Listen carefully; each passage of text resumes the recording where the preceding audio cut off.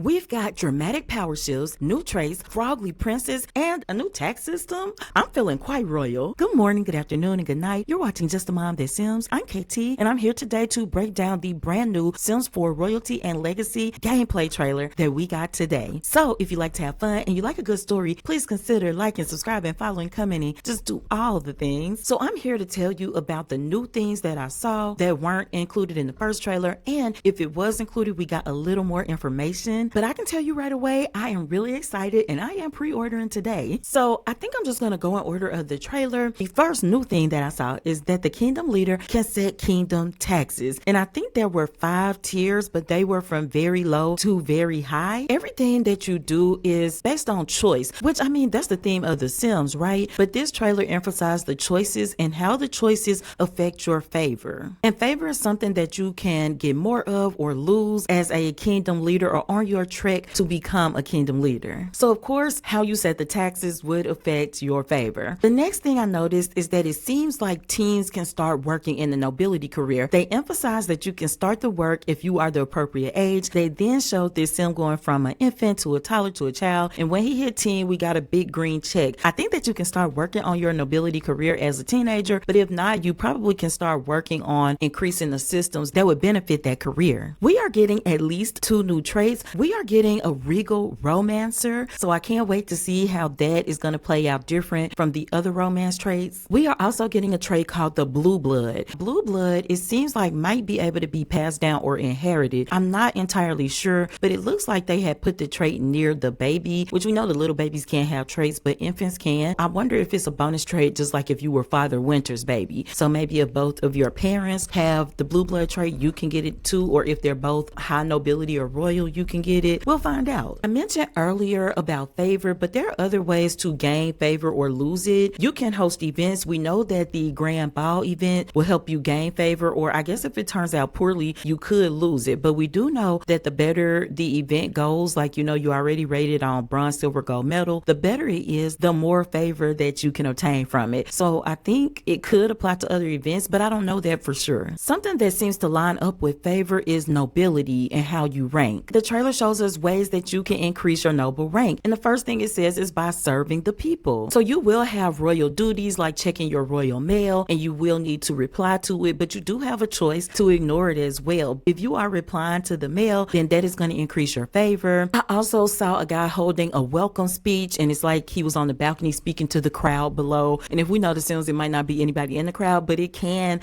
but it can increase your noble ranking. You can bestow knighthoods onto other Sims. That will change your ranking as well. But of course, as you are climbing, you will get rivals. And we talked about this in the last breakdown, but we do have more information because you can, in fact, challenge your rival to a duel because they can block your way up. If you win the duel, they will vacate that title by stepping down from a title. So I think it's like a demotion, but you can then claim that new level of that title. And it kind of reminds me of The Sims 4 Grow Together. You know how you can get work rivals and you can take different actions like befriend them, or you can just go out loud and make them your enemy, which I do when they're at work sometimes. Guys, it gets wild. It's fun.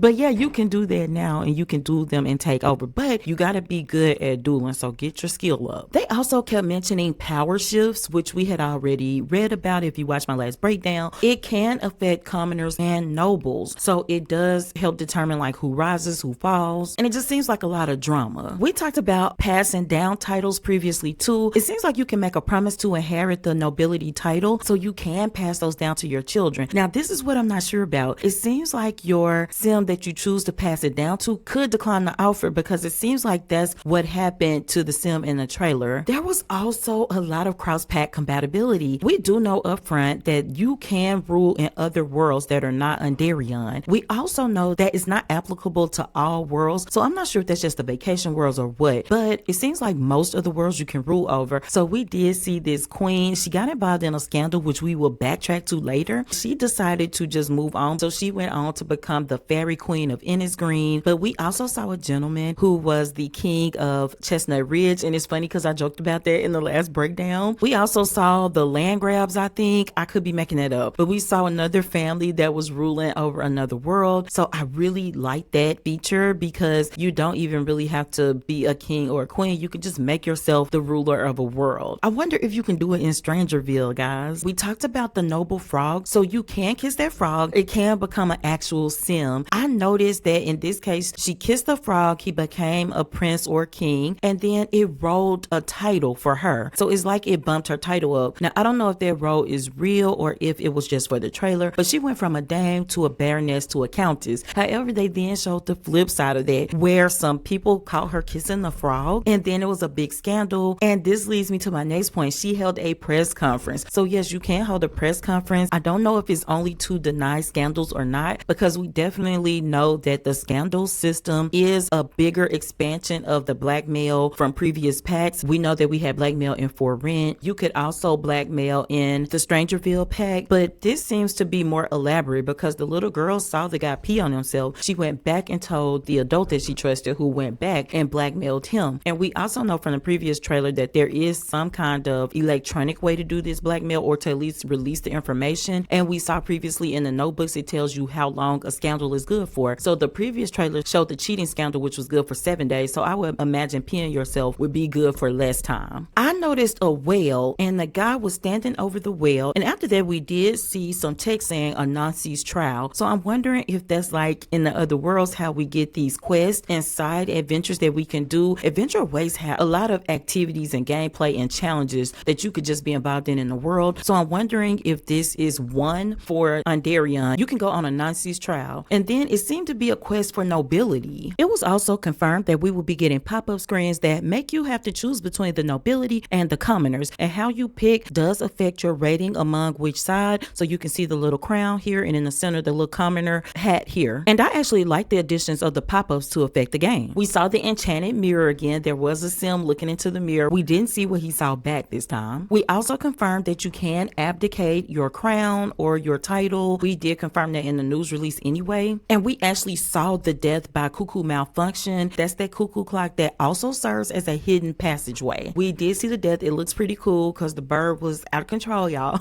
And she just kind of fell back dramatically, which fits perfectly with the royalty pack. Like, we do get another gameplay trailer on January 29th, and it is specifically to look at the dynasty system. So I'm excited about that. Also, that indicates to me, in my opinion, that we're getting quite a lot of gameplay in this pack. So my final thoughts, guys, y'all know I'm not a player that cares about royalty. I don't even care about the real life royalty, okay? This is just me being real, y'all.